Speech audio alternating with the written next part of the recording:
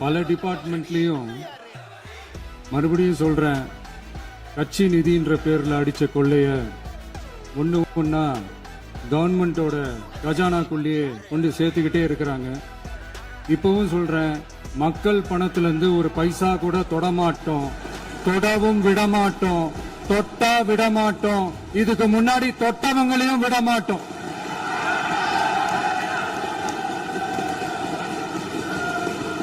ஒவ்வொரு ஊழலா வெளியில வரும் போலயே ஒவ்வொரு வேஷமா கலைஞ்சிரும் போலயே இங்க இருக்கிற நிறைய பேரு நடுங்கி போய்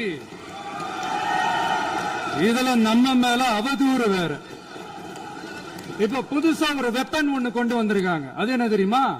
அவங்க தயவால தான் நம்ம ஆட்சி நடக்குதான். மக்கள் தயவால இந்த ஆட்சி நடந்துகிட்டு இருக்கு.